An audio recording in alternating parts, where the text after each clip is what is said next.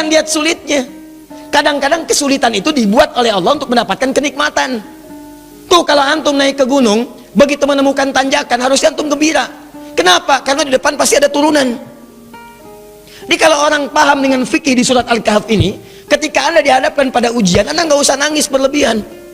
Jangan takut, karena kadang-kadang ujian itu diturunkan untuk memberikan rahmat yang lebih luas bagi antum. Antum tuh dibuat kuat dulu, bikin nangis supaya ke depan nggak keluar lagi air mata. Kebal antum dengan semua ujian yang ada. Itu cara memahaminya. Ini nggak usah berkeluh kesah. Baru turun ujian yang kecil udah bikin status. Ya. Kamu kenapa sih, kata suami. Istrinya pasang status. Ternyata dia tidak seperti yang aku kira. Terus yang paling nggak enak ditungguin tuh ada komen nggak ya? Kenapa Jeng? Nggak nyangka ya, nyangka. Tuh. Jadi buat status tidak menyelesaikan masalah. Ya, tidak menyelesaikan masalah tapi nambah persoalan. Jelas ya? Maka bagian pertama, kalau antum diuji dengan persoalan, boleh jadi jangan persoalannya yang dilihat, itu cara Allah untuk memberikan rahmat kepada antum. Sebab kalau nggak diberikan persoalan itu, rahmat nggak akan turun. Pemuda itu kalau nggak dapat tadi itu kejar-kejaran sampai ke gua, mana mungkin turun rahmat Allah 309 tahun. Ikuti itu. Ya, saya tidak ingin mencontohkan pribadi karena mungkin disangka nanti sesuatu yang tidak baik, tapi banyak orang mempraktekkan demikian dan itu berhasil. Coba lihat, antum kenal Buya Hamka? Kenal.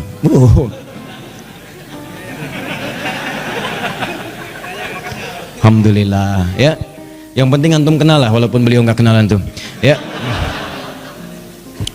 Buya Hamka sempat beliau kemudian dalam episode kehidupannya dimasukkan ke dalam penjara. Tapi setelah beliau di penjara itu, bukan perasaan mengeluh, bukan dendam, bukan marah, bukan puncak dari emosi yang keluar, tapi syukur kepada Allah. Ketika ditanya bagaimana pendapat Anda Buya mendapatkan perlakuan seperti itu dimasukkan ke dalam penjara, beliau malah mengatakan, saya bersyukur kepada Allah Subhanahu wa Ta'ala. Kalau ada waktu, saya pengen ketemu presiden untuk mengucapkan terima kasih telah memasukkan saya pernah ke penjara dalam episode hidup saya, kalau bahasa kita sekarang. Kenapa? Karena ternyata di penjara itu saya bisa menyelesaikan tafsir Al-Azhar. Kalau saya nggak masuk ke sini, nggak jadi nih tafsir. Jadi cara melihatnya itu rahmat Allah, persis seperti ini nih yang kita baca tiap Jumat itu. Bicara orang kalau kebiasaan baca Al-Kahf, spiritnya ada dalam jiwa, dia nggak akan gugur karena ujian-ujian. Walaupun sifatnya sakit, yang dia baca rahmatnya. Jadi kalau Anda terbiasa membaca Al-Kahf, paham maknanya, itu Anda akan senang melihat musibah, senang melihat ujian. Yang dilihat rahmatnya, bukan ujiannya.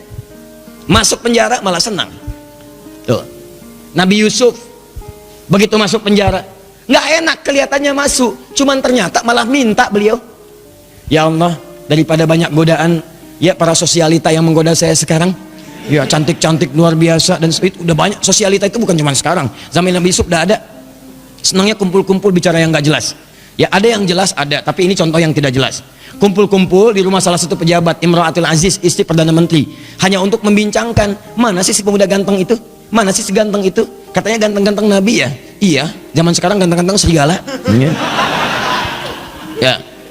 Begitu kemudian ditampilkan oleh Imra'atul Aziz, Yusuf keluar. Begitu keluar disebutkan di Quran surah 12 ayat 29, wa qulna hasya lillahi ma hadza basyara in hadza illa malakun karim.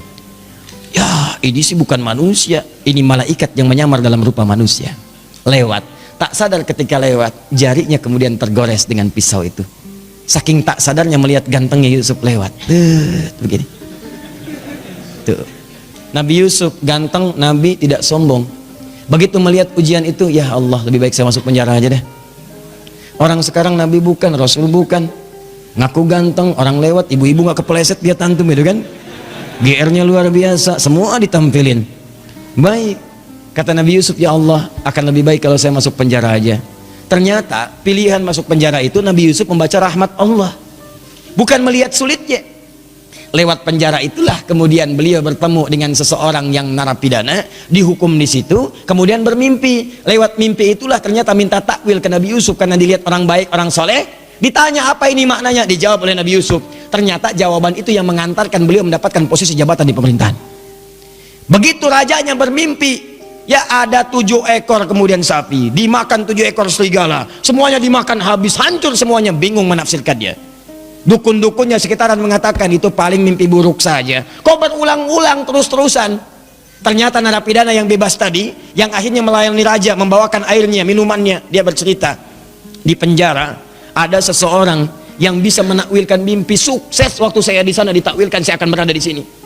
Saya bermimpi saat di penjara, kata orang itu, kamu akan jadi pelayan raja. Yang teman saya, kamu akan dihukum mati. Dua-duanya benar raja. Siapa namanya? Yusuf. Ternyata begitu kedengaran itu dipanggil, kemudian Yusuf, tolong panggil ke sini. Begitu ke sana, kata Yusuf alaihissalam, saya akan datang kalau raja sendiri membebaskan tuduhan saya. Maka ketika datang dibebaskan tuduhannya. Tapi yang paling penting, begitu selesai tuduhan dibebaskan, kamu akan saya angkat jadi orang terdekat saya. Coba Anda bayangkan, kalau Nabi Yusuf tidak pernah diberi kesempatan masuk penjara, maka mustahil beliau kemudian akan mewujudkan mimpinya dari kecil yang pernah bermimpi itu, bahwa beliau punya jabatan di pemerintahan, sampai bapak ibunya hormat pada masa itu sujud kepadanya. Maka takwil mimpinya saat kecil itu, ya beliau melihat ahada asyara kaukaba wa syamsa wal qamara ra'aituhum li sajidin. Saya melihat 11 bintang, 1 matahari, 1 bulan sujud kepada saya, hormat. Ternyata begitu diangkat jadi bendahara yang sangat hebat, punya kedudukan, bapak ibunya diundang dari Mesir, datang dari Kanaan Palestina ke Mesir. Begitu datang, apa yang terjadi? Mereka langsung hormat kepada Yusuf alaihissalam sebagai bagian dari rakyat, hormat kepada penguasanya. Coba kalau nggak pernah masuk penjara, nggak mungkin terjadi begitu. Tuh antum tuh jangan lihat senangnya aja, kalau nggak ada sulit yang nggak akan datang kesenangan. Rahmat itu rahmat. Jadi pertama cara bacanya, syukuri setiap nikmat Allah, kalau bertambah syukuri, kalau ada ujian bersabar. Doanya ini. Jelas? 1 tetesan rahmat Allah paling minimal 309 tahun. Jika diberikan lebih, maka berapa yang antum nantikan? Bisa melewati alam-alam selanjutnya. Nanti saya berikan rahasia ya. Ada yang kalau antum amalkan, itu 3 alam dijamin. Dunia diberikan, alam kubur dilimpahkan, di akhirat antum saking gembiranya sampai lompat-lompat. Tuh, betul sekali. Betul. Ya itu. Ya. Paham? Apa itu? Nanti belakangan. Sekarang bagian terakhir. Ini sudah menyakiti fisik nih. Domain fisik. Yang tadi masih ancaman, dikejar-kejar, masih bisa ngindar. Kalau yang ini fisiknya udah dipegang, diancam. Bahkan luar biasa, udah mengalami kontak fisik. Kejadian ini kontak fisiknya dilemparkan ke laut, dimakan ikan paus. Masuk tuh. Saya mau tanya pada antum, kalau masuk ke perut ikan paus, sempit atau luas?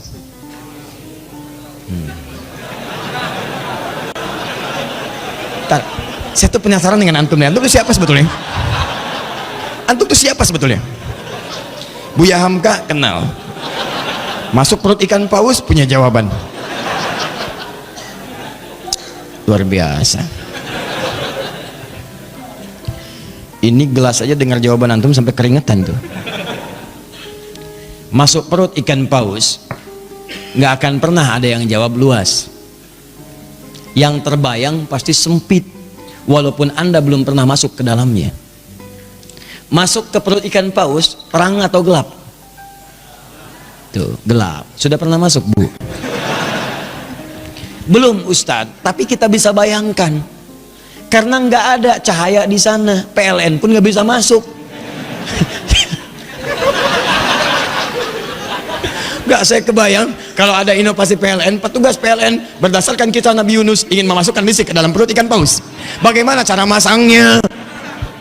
Nggak ada listrik. Cahaya tidak ada, berarti gelap. Awas, dalam bahasa Arab gelap itu sesuatu yang zulmah. Zulama yazlimu zulman, gelap. Minaz zulumati ilan nur. Sempit, padat.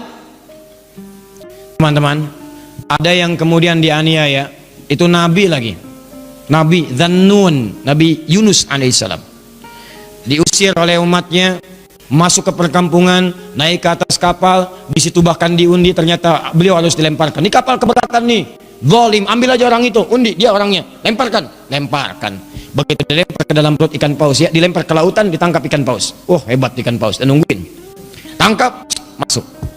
Apa yang terjadi? Gelap, sempit, sesak, capek luar biasa. Tapi yang ingin saya sampaikan adalah, perhatikan baik-baik. Wa dhannuni. Quran surah ke-21 ayat 87 sampai 88. Saya tuliskan.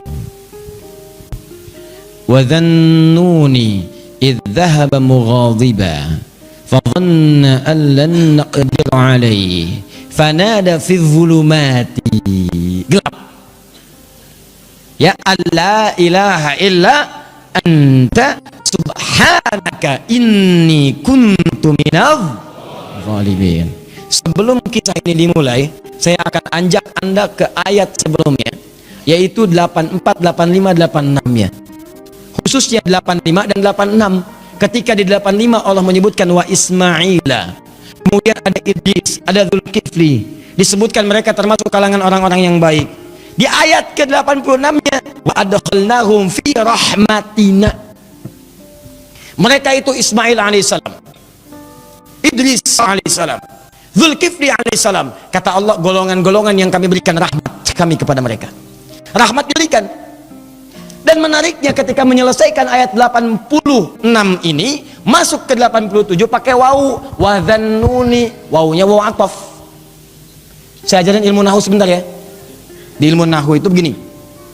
Kalau ada kalimat, kemudian pakai wawu, maka hukum kalimat setelah wawu ini diikutkan pada sebelumnya. Ya, misal saya contohkan begini. Zahaba Kevin wa Stephen wa Edward ilal masjid. Ya, kita ganti namanya sedikit supaya agak sedikit milenial. Kevin, Stephen dan Edward pergi ke masjid. Ya, mereka berangkat ke masjid Muslim. Ya, masuk Islam, kemudian sholat, berangkat ke masjid. Kevin, Stephen, Edward. Ada satu orang lagi yang belum disebutkan. Belakangan disebutkan wa Asep misalnya. Kenapa ketawa? Ya, sekarang kan nama-nama tertentu membuat bahkan pendekatannya agak beda. Ya, dalam bahasa Arab itu tukhalif tu'raf. Kalau kalian pengen dikenal atau pengen dapat sesuatu, ada cara yang kedua selain berbuat kreasi yang bagus, yaitu sedikit nyeleneh. Maka mulai kemudian nama di beda-bedakan. Ya, Asep Golok, Edi Samurai gitu kan, Atta Halilintar ya dan sebagainya, itu macam-macam lah. Ya. Nah, misal Zahaba Kevin wa Stephen wa Edward wa Asep. Ya. Nah, ini ilal masjid disebutkan ke sini ilal masjid wa Asep. Maka Asep di sini itu sama-sama pergi ke masjid bersama tiga orang ini. Diikutkan hukumnya. Di ayat 86 wa Ismaila, kemudian ada Idris, ada Zulkifli. Di ayat 86-nya, 85 disebutkan orang-orangnya, 86-nya wa adkhalnahum fi rahmatina. Orang-orang yang kami sebutkan tadi kami berikan rahmat Allah. Kami masukkan mereka dalam rahmat kami. Rahmatina. Tiba-tiba ayat 87-nya wa dhannuni pakai wawu. Wa, dan di antara mereka juga ada yang lain selain yang mereka dapatkan ini. Selain Ismail, selain Idris, selain Zulkifli alaihissalam yang mendapat rahmat kami, ada nabi berikutnya yang ingin kami kisahkan. Siapa itu? Dhannun. Dhannun juga mendapatkan rahmat kami. Begitu cara memahaminya. Di ayat 87 ini jangan pisahkan di ayat 86. Ada orang-orang yang pernah mendapatkan rahmat kami, ini orang-orangnya. Selain mereka ada lagi. Siapa itu? Wa dhannuni. Demikian juga dengan Dhannun, Nabi Yunus alaihissalam. Beliau pun pernah mendapatkan rahmat Allah. Kapan rahmat itu diberikan? Dalam situasi yang sangat sulit. Idzahaba mughadiba, ketika beliau kemudian merasa tidak senang dengan perlakuan kaumnya, dizolimi, dilemparkan ke perut ikan paus, sulit luar biasa. Saya tanya pada antum, nih ya, tolong jawab dengan sepenuh kejujuran. Dengan jujur antum jawab. Maaf sekali, kalau antum berada di perut ikan paus, kira-kira masih ada peluang nggak oleh manusia untuk diselamatkan? Tuh, nangis tuh kan, karena tahu nggak mungkin. Tadi kan begitu saya sebutkan rahmat, ya. Begitu kita tanyakan ada peluang nggak? Bayi aja tahu. Tuh. Ya. Jadi sulit mendapatkan peluangnya. Orang masuk perut ikan paus, ditelan. Siapa yang mau nolong? Manusia mengatakan mustahil, nggak usah ditolong lah, nggak ada harapan. Yang ada malah kita ikutan ke dalamnya. Paham? Tuh. Kalau gerah kipasi, kalau perlu air berikan, kalau ada permen sampaikan. Maka teman-teman sekalian, nah berdoalah kemudian Nabi Yunus kepada Allah. Apa doanya? Nih, perhatikan kalimatnya. Wa nada fi dzulumat, maka dalam suasana gelap, capek, resah itu beliau berdoa kepada Allah. Allah ilaha illa anta. Tolong minta air. Ya, oh ini aja nih. Nah, atau aqua, ada aqua? Baik. Tolong diberikan ke belakang, barangkali haus. Ya. Kalau bukan anaknya, ibunya yang minum. Ya. Ya, saya nggak minum nggak apa-apa. Ada apa aku mati ya? Yang penting antum nyaman insya Allah. Baik. Antum ikhwan ada lagi yang mau nangis? Wa nada fi dzulumat, maka beliau bermohon kepada Allah dalam suasana gelap sulit itu. Allah ilaha illa anta, catat doanya, catat. Kalau antum sedang dizalimi orang secara fisik, diancam, dimacam-macam, bahwa proyek antum diambil orang, kelihatannya zalim aja. Maka dalam suasana gelap itu Nabi Yunus bermohon kepada Allah. Gelap, sempit, capek, sulit. Allah ilaha illa anta. Dimulai dari sini. La ilaha illa anta subhanaka inni kuntu minadh. Catat doanya, dimulai dari la ilaha illa anta. Kalau yang tadi dimulai dari Rabbana atina min ladunka rahmah. Kalau yang ini dari la ilaha illa anta. Anda bisa mulai dengan kalimat Allahumma la ilaha illa anta, atau Rabbana la ilaha illa anta, jadi doa. Subhanaka inni kuntu minadh zalimin. Anda tahu apa yang terjadi? Begitu doa ini dipanjatkan, turun jawaban Allah. Apa jawabannya? Ayat 88. Fastajabna. Lihat kalimatnya. Fastajabna. Maka kami jawab dengan cepat doa Nabi Yunus itu. Pakai fa. Saya sering terangkan fa. Huruf sambung tanpa jeda. Begitu selesai berdoa, turun jawaban. Tapi Allah bukan mengatakan fa'ajabna, fastajabna. Pakai ista. Ingat pertemuan lalu? Kalau ada ista berarti ada tuntutan, amalkan dulu ininya baru kami berikan jawabannya. Seakan-akan ingin dikatakan begini, amalkan dulu doanya, resapi doanya, kami kabulkan.